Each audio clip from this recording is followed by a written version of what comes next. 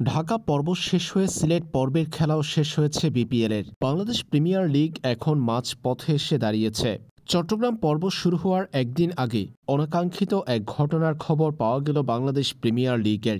বিপিএলের যখন মাঝ অংশের খেলা চলছে, তখন চট্টগ্রাম পর্ব শুরু হওয়ার একদিন আগে অনুশীলন বয়কট করেছে রাজশাহী।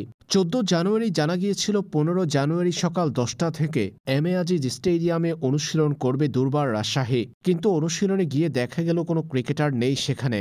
এরপর খোঁজ নিয়ে জানা গেল বিপিএলের মাঝ পথের খেলা চলাকালীন সময়ও পারিশ্রমিকের কোনো টাকা এখনও না পাওয়ায় অনুশীলন বয়কটের ডাক দিয়েছে তাসকিন এনামুলরা।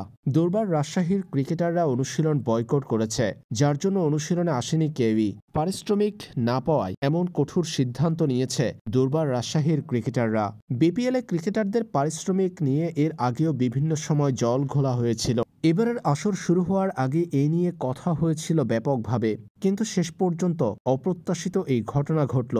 চট্টগ্রাম পর্বের বিপিএল শুরু হওয়ার আগে এমন পারিশ্রমিকের টাকা নিয়ে ক্রিকেটার ও ম্যানেজমেন্টের মাঝে দূরত্ব বিপিএলের মানকে প্রশ্নবিদ্ধ করছে।